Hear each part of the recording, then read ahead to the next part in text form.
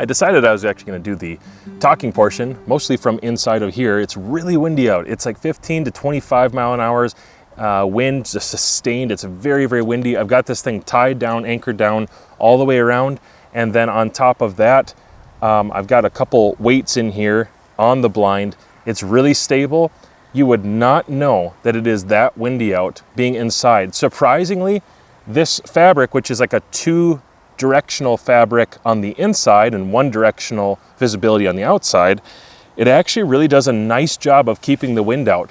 For me, that matters because hunting is typically done during fall and winter when it is quite cold out. In wintertime, hunting is very cold. You're talking about sub-zero temperatures for small game and whatever else you can get a hold of. So having a wind blockade and a sturdy blind is actually really important. A lot of times people will put their little space heaters inside of these. It's nice to know that this will actually stop wind and it will retain some heat. So that's a nice addition to the fact that you can see through this. When I showed you some of that B-roll, that I can actually see through this thing. On every corner, every panel, behind me, every window, in fact, I can see through this mesh material.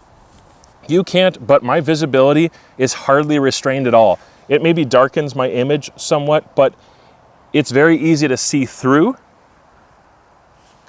And at distance especially, I would be able to see deer coming in and make small adjustments because it has these quiet sliders. This is something that's really exciting for technology, is instead of zippers or Velcro, they have these quiet sliders now, so I can either close a window up quietly, slowly, or if I need to just give myself a little bit more concealment and coverage as I'm moving things around behind here. I've got a rifle on a tripod, but you can't really see what I'm doing down below. I move around my backpack, maybe I'm repositioning myself. If I really needed to, I'll drop this down just for the sake of explaining.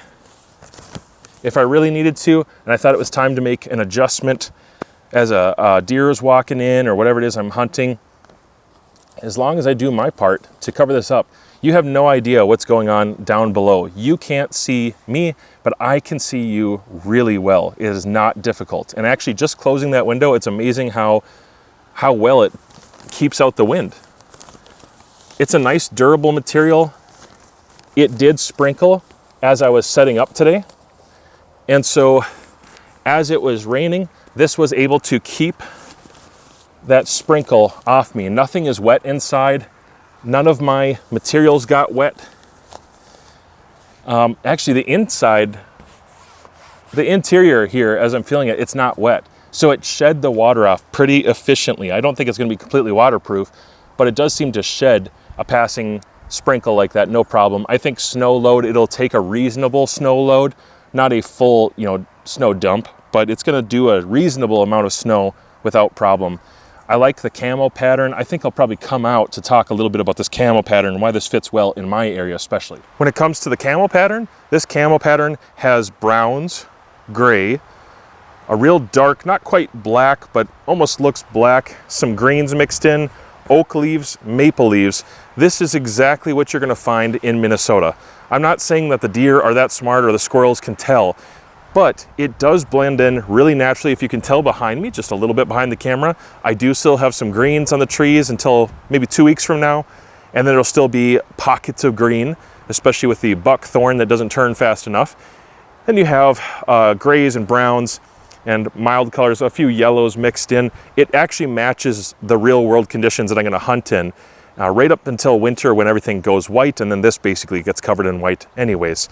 I like being able to put on these corner identifiers because if I'm hunting in a certain area of one of the properties I hunt at, there might be some people off about 30 or 40 yards through the trees that can't see me totally, especially for bow hunting, and you're camoed out yourself. They might not be able to see you. This does blend in really well.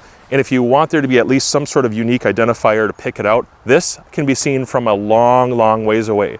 I walked to the other end of this yard, which is 100 yards from where I'm standing. I stood over there and I just wanted to see how quickly this would pop for me, even through a pair of binoculars. So I grabbed a pair of Vanguard binoculars, popped it up, and this color contrasts with this background really quickly. It's gonna keep you safer if you're in a hunting party and you just need people to remember, hey, this is where I'm at. So you're still gonna get the benefit of lots of camo, the concealment, the one directional visibility from the interior, but people on the outside are going to see this and know that's where you're at. Or if you're trying to find your hiding spot, maybe you hid too well, you put up your blind in a really tricky spot to find on a big property, this will help it stick out. Now, depending on how invested you are in the location you're at, how much time you have for setup, there are some loops on the top. What I've seen some people do is use this loop system for either holding their gear, a lantern, something like that, or grabbing grass and lacing it through. Now you're going to blend in really, really well. It is going to be hard to tell what's going on here at all if you're taking some of the natural colors and putting them in with real dimension. But again, for deer and squirrels, I already think this blind is going to do well on its own. I don't think they're going to really know what it is until they're closer. From a distance, it should be hard for them to tell what this is. It'll probably blend in because of like deer's general color blindness. This right here though adds some dimension. As they get closer, they still may not know what's going on, especially if you use longer sheets, big reeds, that sort of thing. In my area, this is what I picked off the ground, and you'll notice the color pattern matches what's actually on the blind already. So this is an efficient color scheme for me and the hunting I'm doing in this season. Now, concerning your entrances, you have two ways of coming in and out of the blind. Both of them are effective. I prefer this one just because I'm a big guy and I usually have a backpack with me or a chair. So you have a large zippered door. It is a 1/2 zipper. So half of this square actually zips. I can go to the end and then it hinges on the other side. So when I open this up, inside, there's actually a permanently affixed and connected piece here. Let me just change the camera so you can see that a little better. So this is fixed. You cannot zip this off. The advantage to that for me is that it's not going to break off. Sometimes the ones that are totally detachable can have some issues with breaking off or unzipping or having trouble getting the tread back on. So with this, it actually stops. It's got a nice zipper stop at the very end, and then I can get inside, and there's another zipper on the inside. And these zippers, these zippers work really well. They're very smooth. They're easy to run. They run the track well. And if I want to be quiet with it, it's actually not hard. I just put my finger up there to stop the vibration. It's pretty darn quiet running that zipper as well. Large teeth style zipper, good, consistent. And something I think is useful is I can still run my attached guideline on the outside. I can grab this and tension this up. Like, it's been very, very windy today. I can tension this up while I'm still using the door. It does not inhibit the use of the door just because you've got this attached. Today, I really need it because it is so windy. All right, and you also got your little hobbit entrance here, which is a corner access. Because this is generally a two-person blind, I feel like it's nice to have two doors so that you don't have to crawl over each other. This door is going to be smaller, but it's kind of nice for accessing things coming in and out. And again, you don't have to crawl over the other person, or if you just need to quickly open this up to get some air, let some air flow through, maybe a game are coming from the other side and you just need a little more air on a hot day. This is actually a really nice panel to open up in tandem with the windows themselves. It does allow a little bit more pass through because this normally blocks a lot of wind. Like, I'm really impressed with how well this is doing. Zippers on this side are the same as the main door. They're pretty effective. They can be pretty quiet if you want to, and it looks like it runs the track really nicely. Also, I can see all the way through them. The blind is under a lot of tension right now because I've got it guidelined out across the sides. But the door still works pretty good even though the fabric is under a lot of tension. It's being pulled in a couple different directions. Pretty rugged material, doesn't seem like it's going to come apart very easily. I'm 6'5", about 240 pounds around there. And I've got the Funhorun chair, a hunting chair as well.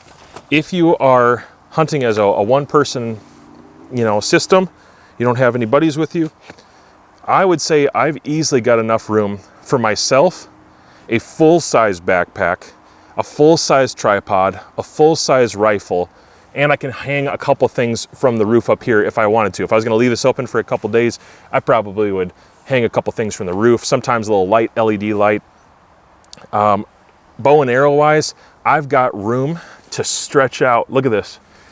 I can stretch out. If you really needed to, you could probably go right through this material, but anyways, you do you. You've got room to stretch in each direction, and you've got windows in every direction. In fact, I'm gonna pop this one back open. They're all on these quiet loops, so you don't have to worry about Velcro or loud sounds. I remember early blinds, they used to have Velcro on every window, and it was soft Velcro, but it was still noisy, and that gave away your position too easily. So this quiet loop stuff technology is great. This window would probably be the smallest. You have the least amount of articulation that you can get configured out of, but it's still good. It still gives you visibility.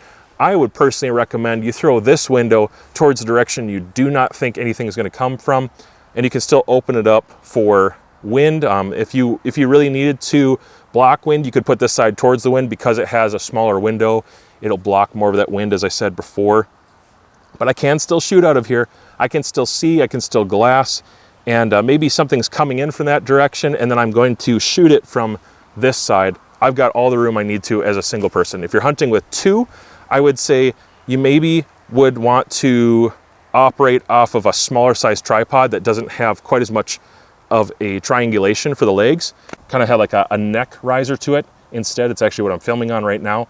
And so with the center post portion that rises up, it reduces your footprint for the tripod, is what I'm trying to say. If I had two people, that's the tripod I would take in here, and I would still use one. But two bows, two rifles, myself and a couple of my kids, we easily could cozy up in here and have enough room to move things around, to grab my rifle, and I feel really comfortable. A lot of this has to do with the chair.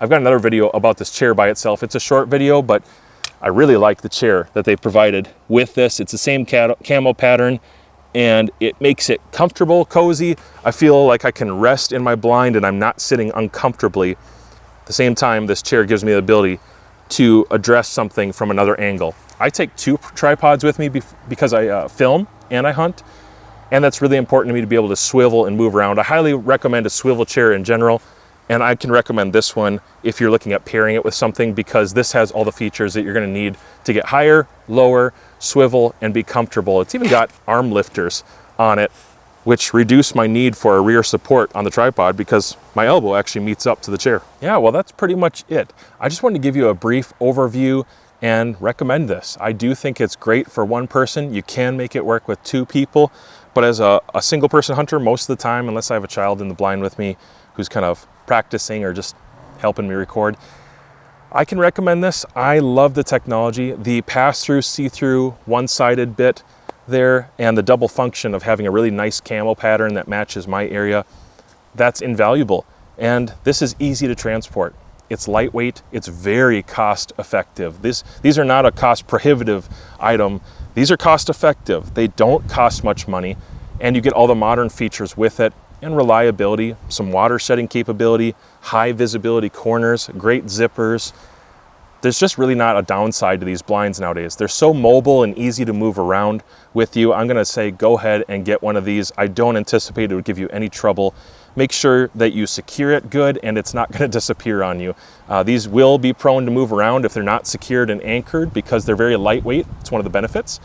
You do need to anchor them down, but once they're anchored down, it really provides a huge amount of benefit in hunting and sometimes just going out and hike. If you want to do some birding, if you didn't want to be disturbing animals, you want things to come in a little closer, hopping in one of these things, I really think will get you close to some wildlife, no matter what you're hunting. So turkeys, squirrels, rabbits, coons, coyotes, deer, none of them are probably going to be too scared off by this thing. If you leave it out long enough, you get the scent out of it, and they get kind of used to it being around, seeing it. I think even close-up shots are going to be still possible. We'll find out this year because I'm using this for my personal hunting season. If you like this video, go ahead and watch one of these other videos where I've got some hunting content. And pretty soon, I'm going to be reviewing this chair right here from Funhorun. It's an awesome hunting chair, and I think it fits well with this package.